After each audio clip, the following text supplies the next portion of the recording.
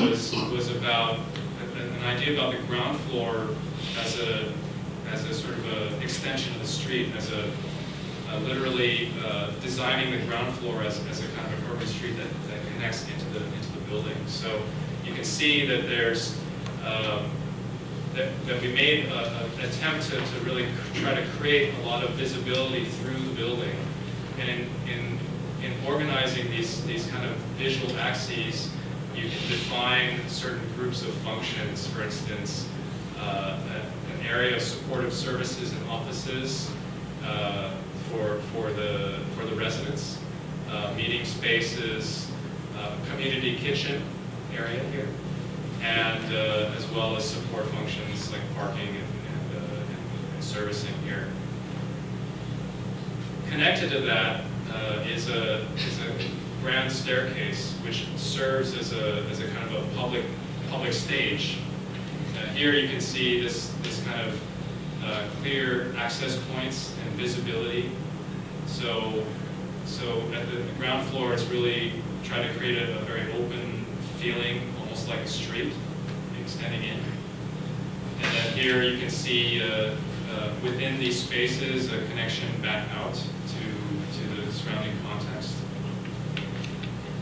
But as you move to the upper level through the main staircase, you can see that the organization of the rooms is highly repetitive, and it's related to this response to the context, the overwhelming sense of the sound and the energy of the street, but to somehow respond to that, but also to open up this kind of courtyard organization, instead of making it a static, enclosed volume, actually trying to let the context open it up to free up this organization.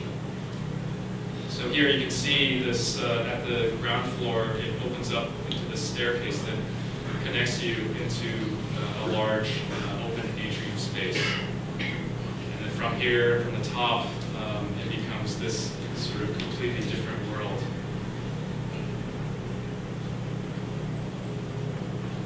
And often with housing, there's a sort of very limited area of expression. So things like using color and using some simple dynamic elements, you can really sort of activate the sense of the space and also convey some of the energy that's occurring outside of it, outside of the space.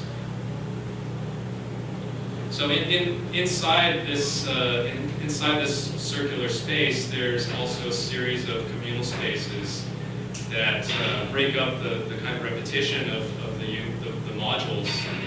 For instance, you have the living kind of community space, laundry facilities, and even something as very utilitarian like an exit stair can become a kind of a public space or a space that is part of interaction between residents. So here, looking above, you can see the sort of how these different elements find their expression along the edges of the facade.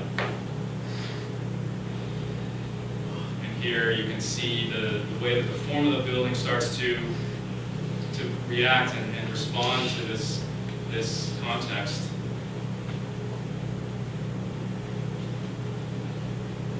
As well, these spaces that are not part of the units, but then they are these outdoor rooms that re-engage the people with the city. So there's always this constant back and forth between defining a sense of a place, but also reconnecting in different ways to the context. So in that sense, the architecture is not this sort of passive object that is a response to the site, but is something that's an active participant that is actively trying to reframe the relationship of the people, the inhabitants, and their understanding of the city.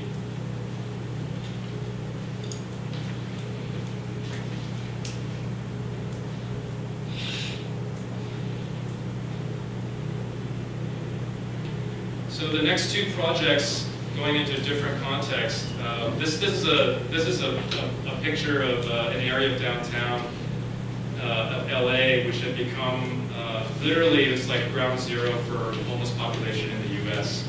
So you have literally thousands and thousands of people that are on the street, and this is actually the during the time that I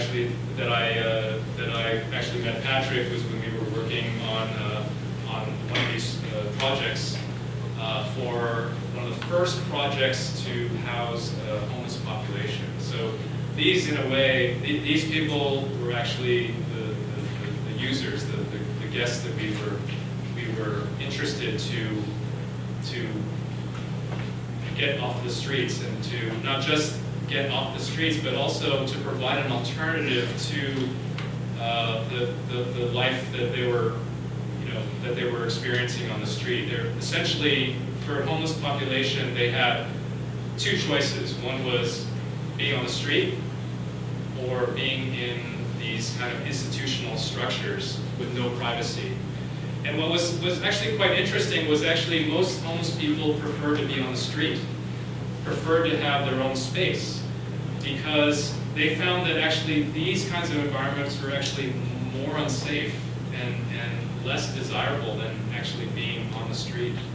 So in a way, it was an interesting time because the housing that we were developing was really trying to provide an alternative to, on the one hand, having no support and being on the street, to on another end, having a very institutional approach, a very impersonal one, to something where it was somewhere in between, where it was providing an individual space for people, but also providing a series of social services and spaces to help transition from a life on the streets to becoming a more productive member of society.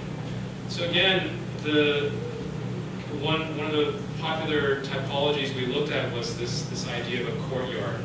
But obviously, a courtyard is a very closed system, and so we're always looking at ways to try to open up that system by connecting a series of social functions within the building, and try to bring up as much of that public activity and public connection through the building. One of the sort of simple elements was the idea of a kind of a communal bridge that created a sort of fourth part of that wall, which would allow residents to have a social space that was in close proximity, but also have their own particular individual space. So this was one of the first projects we did. I think there were parts of it that were successful, other parts that we then applied some of the ideas that we learned into the other projects. But really, I think the more important matter is not so much the design of the individual units. It's really about thinking about the users, thinking about the kind of social space, providing a diversity of spaces between the individual and the collective, and also a set of supportive functions, social supportive services to help to rehabilitate them, help them to reconnect with the society. Based off the ideas of that project, a more interesting kind of rethinking of those ingredients is this project Star Apartments, where we really kind of focused on the public component, the public aspects of social housing. And we said that, well, okay, the most repetitive functions, which are, of course, are the units themselves, there really isn't that much you can do with them. So why don't we try to optimize that part of that function, and to look at a sort of prefabricated solution that could give you benefit in terms of a faster construction time, but also allow you to focus your effort on creating a really interesting kind of organization and social space. So this project dealt with two aspects. One was the idea of prefabrication, but the other was also dealing with preservation of existing structure. And by sort of optimizing those aspects of the building that are very basic and focusing on the space in between, we were able to kind of rethink the idea of housing and also rethink our relationship to the city. You can see this project on this, towards the bottom here is really a kind of a rereading of this context, which is in this particular area of downtown. There's it's mostly occupied by parking structures and you know, very simple blocks. And so what we were looking at, instead of just demolishing the ground floor level and just rebuilding everything from scratch, why don't we look at a housing proposal that actually tried to keep the existing fabric, optimize this repetitive part, and create a kind of public, sort of public space, a public void in between, where we can explore sort of different ways that you can configure the spaces and function, and in turn understand the city and connect to the city in a different way. So here you can see this. The project is really a kind of a stacked proposal. On the ground floor is an existing building, one-story building, which was renovated. And then on the top, a kind of a steel structure, a kind of a cage that supports this, like a tray of repetitive units. And in the space in between then becomes a kind of platform for social functions, outdoor recreation, running track, and outdoor recreation. So here you can see on the ground floor the synthesizing of an existing structure with something that's a completely prefabricated situation, and presenting something that actually uses the same ingredients but is reorganized in a different way. So that idea of optimizing the components that are repetitive, we looked at that at the unit level, where we really tried to maximize and optimize the sort of unit module. But in the way that we stacked these series of volumes, we could create almost like a little miniature skyline, which as you moved your way to the top, you would see the city in a different way. You would reconnect the city in a very particular way. So, coming from the experience of these previous housing projects, we looked at these individual functions and how to combine them and concentrate them in this kind of space in the middle. And so we took the similar ingredients about opening up to the street, connecting the street up to this second level, and then also created a close proximity to the units. And in the middle, creating almost a sort of a miniature, a different kind of sense of the city that was a mix of indoor and outdoor spaces. So some of that idea that in LA, which is about this sort of indoor-outdoor relationship, was recaptured again, but in the middle of the city. So you have a series of supportive services and functions, but then you also have a series of outdoor spaces that are a mix of indoor and outdoor. And by concentrating this space in the middle, you create a completely different understanding, a different connection of the public at an upper level, where the street is not the place that provides the most activity, and you can actually create a new sort of ground, a new kind of public space that becomes a different kind of model for the city.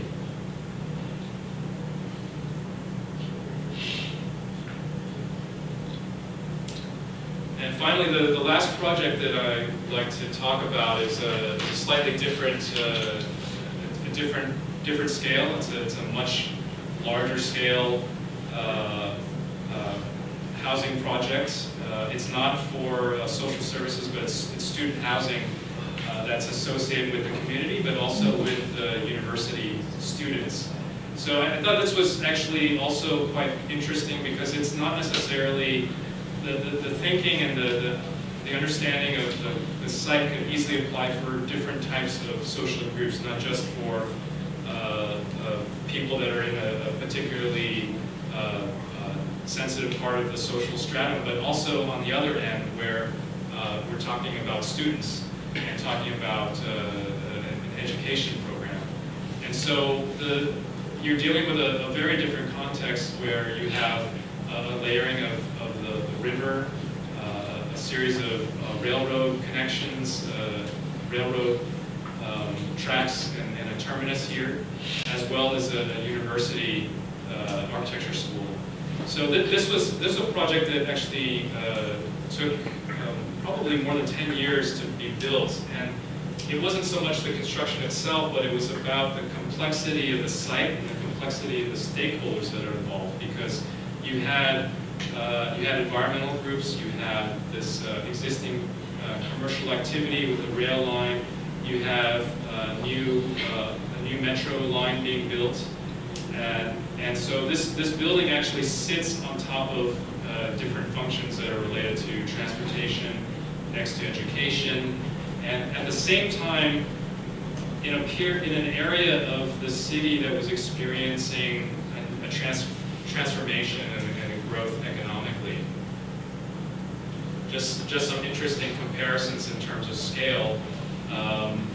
This probably it's not going to win for the tallest building, but maybe it's probably one of the longest buildings in comparison to these various skyscrapers. But as I mentioned, this is happening in a period of change and a renewal of the city. So it wasn't so much about designing functions for a particular moment, but rather looking at the city as it develops over the next 10, 20 years. And so this particular area is not, it's not the sort of terminus anymore, but more potential as a new gateway. So the building itself functioned in a way not just as a piece of housing, but it's also a gateway to a new revitalized district, and as well a new public transportation line. And as I mentioned, it's also next to one of the famous architecture schools. And so this building, this sort of train depot building, was part of the industrial past of this area, and so the building itself also responded in a way to this typology. So in a way, the linearity and this sort of stacking of these elements has a certain connection to the context and certain connection to the history, but it's very much a building for today and for the future uses of the city.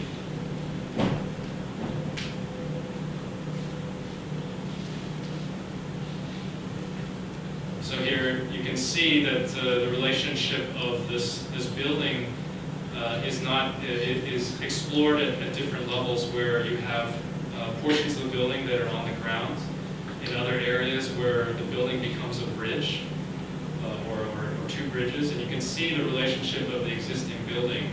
So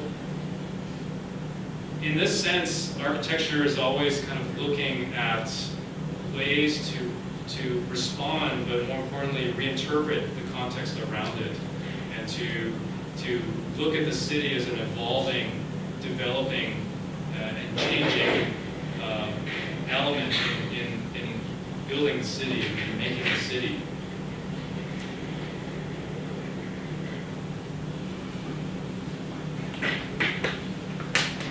here in this section, you can see this hybrid of different construction systems, from parking structure and wooden and steel construction to a bridge, a 75-meter long span, to a more traditional construction of a concrete base and a steel and wood construction on top.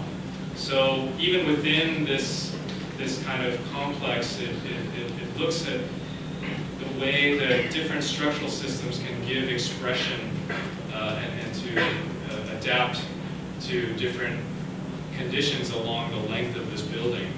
One of the sort of interesting spaces here was this area of parking, which we were looking at ways to program the parking in a way so it can become more than just a utilitarian function, but could also become a kind of a stage or space for other activities. And also to really connect the ground floor with different commercial activities, but also a lot of visibility from different vantage points. Here there's a connection to the new public transportation line. So in a way, this plaza, which was really to service parking, became also potentially a future access point for public transportation, but also a kind of event space for different activities. Here on the podium, we had this series of pools and public spaces to serve the residents, and this was really trying to connect to some of the history of LA, this kind of 50s, 60s modernist history of the poolside, two-story buildings that you would see often in LA. So even in the context of an urban downtown, there's an opportunity to relate to some of the influences of LA's history, its history of post-war housing and typologies. And here you can see the relationship of the existing Sire building with this overhead bridge connection. But then also this very scale, very traditional pedestrian-oriented scale. So within this kind of these different ways to organize these elements within the housing, we were able to create some quite interesting relationships between the public spaces and the environment around it. So it wasn't a kind of traditional idea of open space or covered space, but the way that we organized the housing elements to allow people to experience the site and to understand the site in a different way.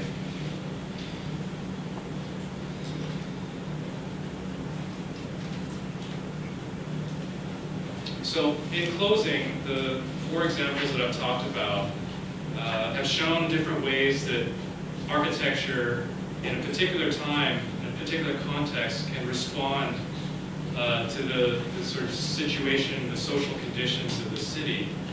But not just respond, but actually become a kind of catalyst for creating a sense of place, to actually help to create new activities. In this case, a kind of farmer's market and a social space. But more importantly, that it has the potential to actually change the conversation, to show the city, the future of the city in a different way.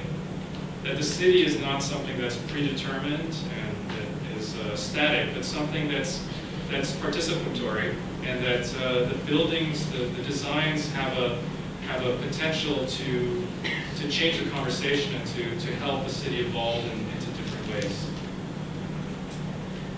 And so, you know, this is the sort of the challenge in the context of Hong Kong is how to capture, how to find that diversity within the sort of economic pressures of this particular context, But you know, it's not just a question of design. It's also looking at partners in terms of clients and also in terms of community engagement.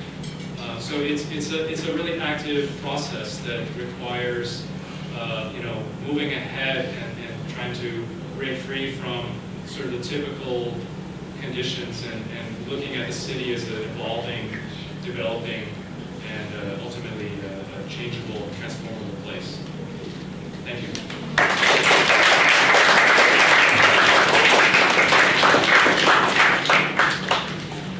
Questions from students or teachers? Yes.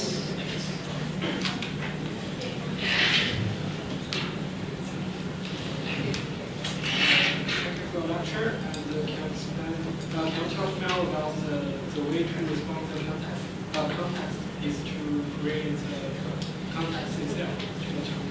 Can you talk about more about this? Maybe repeat. It's not working. Speak a bit closer. So besides, the way to respond to the context is to create the context itself in the lecture. And can you talk now about this? Sure. I think there's obviously the sort of physical context that you work with, but in certain cases, the context has to be constructed. But sometimes there's not enough outside cues to really develop, you know, a sense of a community. And in this case, several projects come to mind. For instance, this area, the two projects that are in the downtown area with the homeless population. This street is really not a place that you can get, you can kind of work from. You really have to respond to it in this sense, creating a safe, protected environment, but then through the organization, the architecture, through the how you define the public spaces, the social spaces, how you construct a different kind of environment inside. But we don't want the architecture to be completely disconnected or separate from the environment. Architecture should have some kind of a dialogue. So there's one part, for instance, with the project next to the freeway.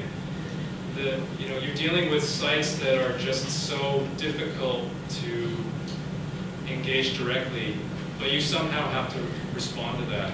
So for me, architecture is always this dialogue with the context. It's not just sort of receiving an input and then reproducing the input, but it's something. It's looking at this situation, critiquing it, finding ways to, in a way, reorganize that or reimagine that within the context of the building, the project. And in a way, potentially, it could become a different model. So it depends on the particular. I think it's always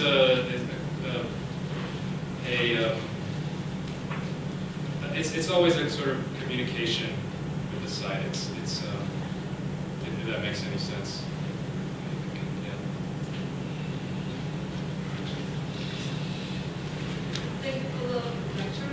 I have a question. You said like street sweepers, they prefer to sweep on the streets mostly because they think they give them more privacy. And what I don't understand is that why is that? Because as we can see from the picture, when they're sweeping all the streets, it's not really like they have a private space. It's not enclosed, so they're actually sweeping on other sites. I don't really understand that. Also, I want to ask how you are dealing with that when you were designing the. Okay, sure. Well, maybe I misspoke. It's not so much an issue of privacy as it's about safety and security. So that sort of paradox between people preferring to live on the streets versus, in these kind of institutional spaces, and it really has to do with the fact that these people basically whatever they have is whatever they have in front of them, and that's all they have. And so it's very important for them to keep close to what they have. And in a way, it's easier for them to control their space when they're outside than when they're in a crowded institutional space where there's lots of people they don't know that are sharing the space. So actually, that's an interesting question because it's sort of counterintuitive, right? That well, you're inside, in a place, and it should actually be better, but actually they prefer to be on the streets in their own tent because, in fact, they're in their own tent, but they know who's around them because the people that are around them are their friends or people, so they kind of watch out for each other. Whereas, when you're in these kind of big spaces, you don't have that kind of sense of security. So I think there's definitely a psychological aspect to housing, and actually a very important one to understand that it's not just about the physical accommodation, it's about the social interaction, the sense of the community based off of people that you know around you, but also a sense that you can protect your space. So they don't need a lot of space. In fact, a lot of these are quite small. Actually, they're kind of similar scale to Hong Kong housing, but in a U.S. context, they're extremely small. But the point is that they have a controlled space of their own. And then they have these set of social spaces, supportive spaces that they can then reach out and connect with their community. But if you don't have that sort of base, then it's very difficult to build a community around that. So it's always, that's the thing, is it's not, housing should not be thought of as this institutional question. It's really tied to particular conditions of the group that you're looking at, the particular needs, and also the particular social or urban context that they're living in. Can I just say something to build on what you just said? Oh, no, I'm loud enough. Stephen, this is the third time you came, and then every time you came, you talk using the same slides, but you talk about different things. That's why I find this really interesting. No, seriously, this is really interesting, and I never get sick of it. And what I want to build on what you just said is very important to your students, because this time, particularly the last part of your talk, just now you mentioned, housing is not, the project is not about planning. It's about the social, physical, community, social aspects. And then in your lectures, you actually use a lot of terminology. They really are the key words for our, U5 placemaking context. Title, just like dialogue, connection, catalyst, response, reorganization. This is really good, rather than you just focus on, planning of the flat, the kitchen's wrong, and all that. This time, you didn't really getting into that kind of planning. But that's why I'm saying, you focus more on what you just said. Housing is not just about planning, not about the physical accommodation, but the context, the human activities, aspects, community, that is as important. I hope the students also understand that. That's why our topic, the title of U5 is placemaking and in context. Well, thank you.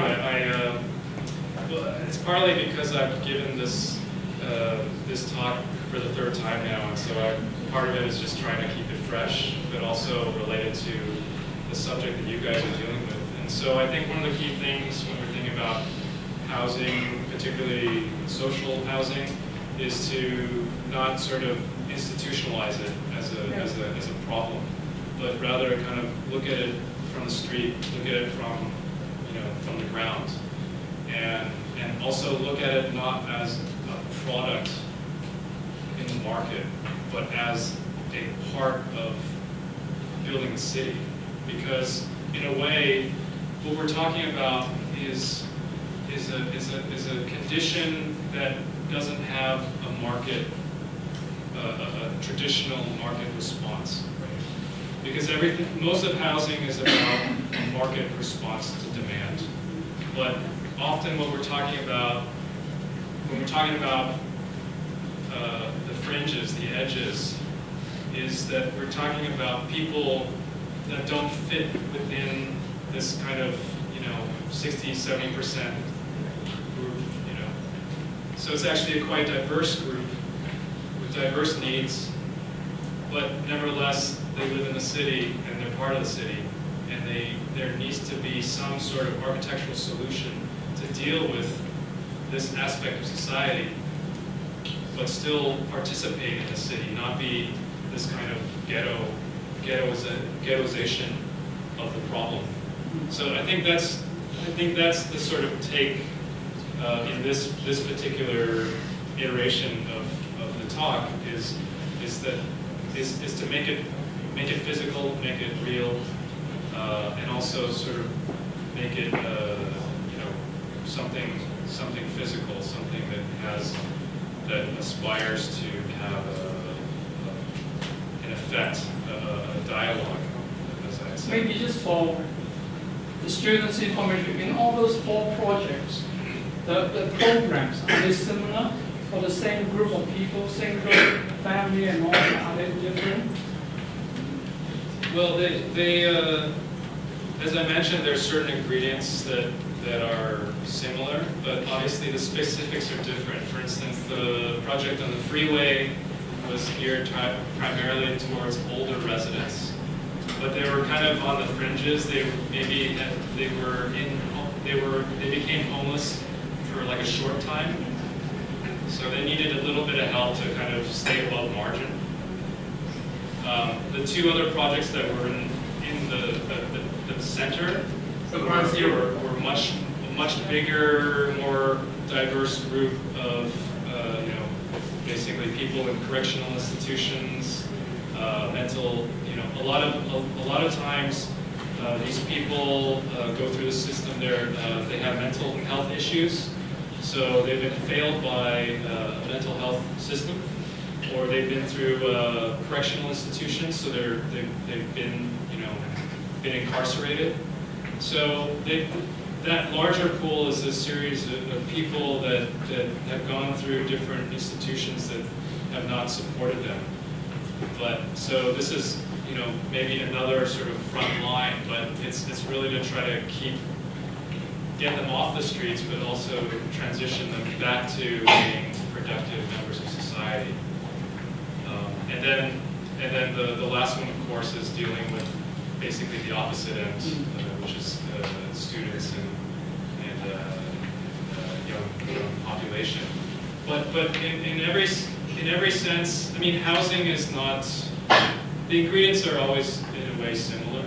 So you can design the perfect unit, and this and that, but it'll relate to specific needs of the group. But I think more importantly is to ask, like, when you're dealing with different groups for your projects, you should think about the particular kind of issues that the group is facing, and so their set of social services will relate to that. The set of outdoor activities will also relate to that, and then on top of that, you have your usual kind of architectural responses to context, like the streets, to the city. So for me, it's really about kind of focusing on the process, the specific situation, the group, the needs of the particular group, and those are what give the project its unique sense of place, its relationship to these very specific responses to the context. You work on all 4? Yes. Now that comes the question. Which ones do you feel most challenging and still favorite? Ooh. It's hard to say because they're all challenging in their own way. Obviously, the first project is always the most challenging, which probably in a way was just sort of exploring at the beginning. That was the second project, which I only touched on very little because that was kind of the launching board to the one by the freeway, and the one with the prefab and the renovation. But they all propose different urban challenges, technical challenges, and then finally, in the case of the student housing, sort of stakeholder challenges as well. So it's, I think that they all have different lessons, let's say. But they, I wouldn't say that there's one that's more challenging than the other. Thank you. Anyone else? Okay, TC. Thank you very much, Stephen. I think it's a very good, very valuable lectures for students at this particular moment because we have got children design and all the firm projects are very strong in terms of yes, design skill. Apart from the last one, I think we are working on very rough context. Perhaps because of the nature of this kind of projects, we don't have the most rosy side thing to work with. And I appreciate very much that you created the Rainbow project, where we insist on kind of urban typology of podium, and innovating the whole things and create certain kind of impositions of vanity in a kind of board, which is my favorite. I enjoy most. And this time you present a very important note to me by saying that when you're confronting with this kind of issues, there's always in your mind that these questions of how much this project should play as an institution and how much it should play for other institutions. And that is actually a very important question to me. It's fine. I enjoy all the spatial programmatic strategies and the forms and the kind of spaces as a result created for the users and also the people around, which I think they're all very successful. All these things are based upon the kind of typologies, kind of room typologies, room and core chart, room or central community space. Two questions. One, have you and your team ever thought about not using this kind of enclosed room as the basic units versus the spaces created around or within these rooms? Second, I want to know when projects are finished, how will the feedback from the people who use it to sit on the streets? How do they find it? What level? How they comment when they are so get off the street and get to these particular sector? Thank you. Thank you.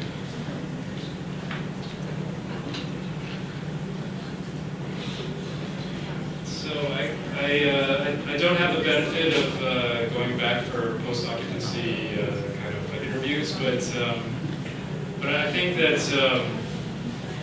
I think with the housing, with the supportive housing projects,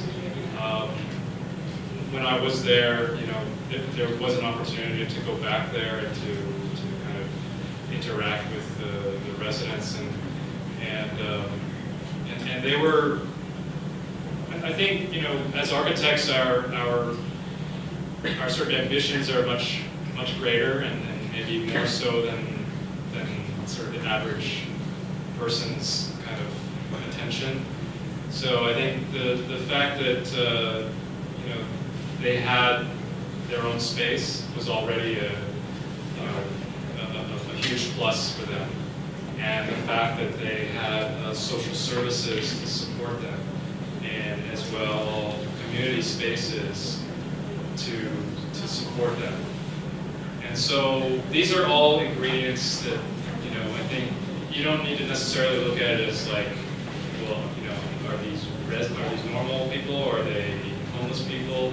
There's some fundamental things that human beings, regardless of their socioeconomic status, that they that they respond to, and maybe someone from a higher income bracket would prefer to have more space, but there's the essential component of your own space, sense of privacy.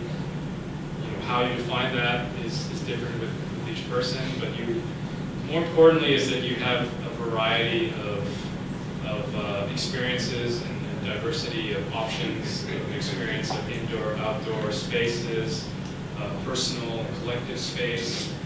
But when you take a kind of an institutional approach to things, it's sort of a bit dehumanizing. So I think it's, in that sense, whether regarding people in fringes or middle class, their definitions might be different, but the impulse is the same, in a similar way. And so for these projects, it wasn't necessarily trying to reinvent the wheel.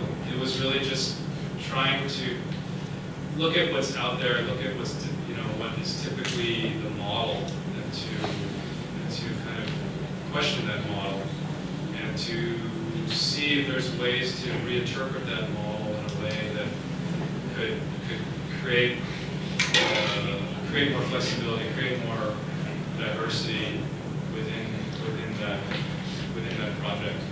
Sure. Yeah. I'm sorry, but that's yeah. Any questions? Anyone back in the room? Okay, once again, thank you for the very inspiring and particularly lecture. Thank you very much.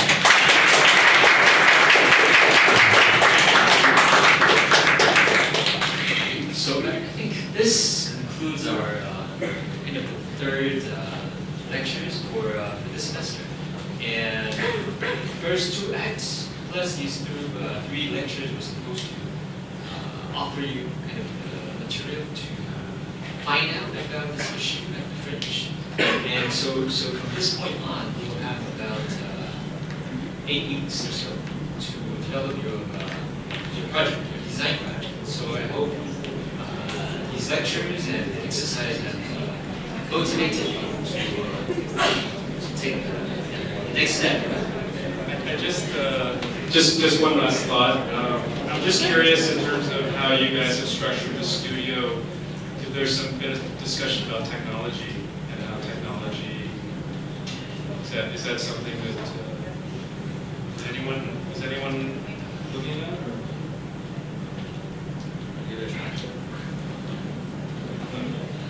Well, I guess part of just sort of thinking about this topic was, these projects were done, some time ago, but obviously, with technology and I think different models of accommodation have been developing in more recent times. So one of the interesting aspects was like the dormitory typology, which somehow has come back in the form of cohabitation. There's, I think that's another aspect that I'm quite interested in is what sort of issues that students are looking at that are related to challenges today, and actually what sorts of opportunities are made available through technology.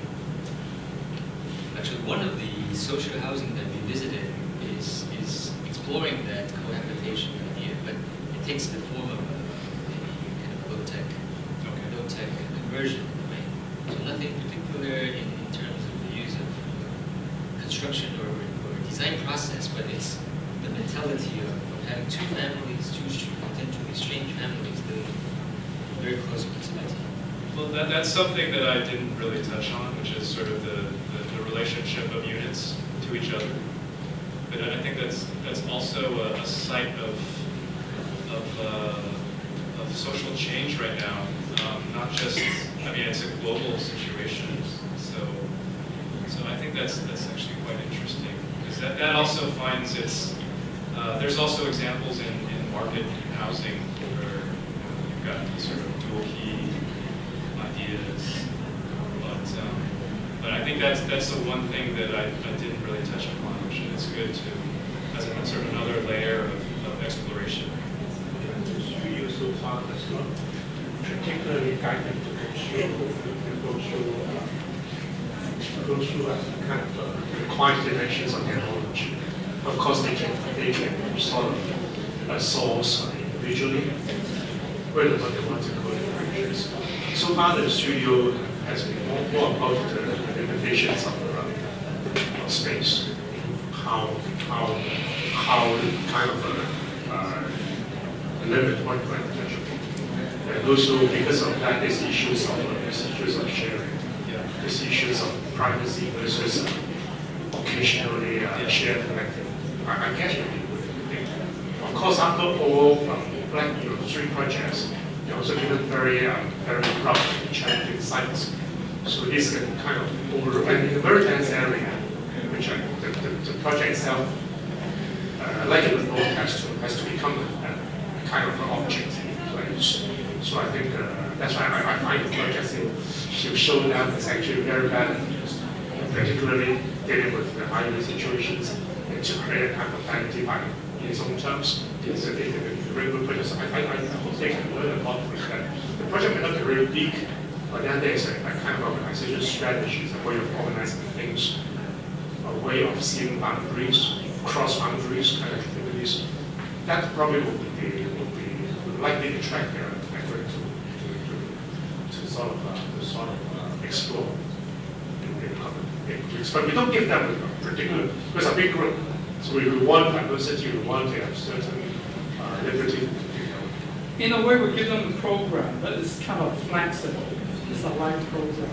Based on our past, my past experience, I'll let the students develop it based on the global program. But as time goes along, they will actually change this and discuss with me, and then say, there are a lot of new ideas came out in previous years. You change. Suddenly you see, you didn't mention about that kind of modular structure and all that. Automatically, some students will develop it, right. And then they will research and all that. Yes. Basically, our program now, just as I said, is a framework. It's a life. I always say that. Based on the students who talk with the tutor and can change bits and pieces. Yeah. So of course, we always encourage. I always encourage that. Of course, we would always welcome you to come back to your time to join the final review, and you can find the answers to these questions. Yeah. I know you have very busy schedules and traveling a lot. If you manage to find time to find review, yeah, I would love to. Then we can talk more about the experiments. Okay. Okay, thank you very much. Thank you very much. Thank you. We'll see you upstairs. In 10 minutes. 10 minutes. Get ready.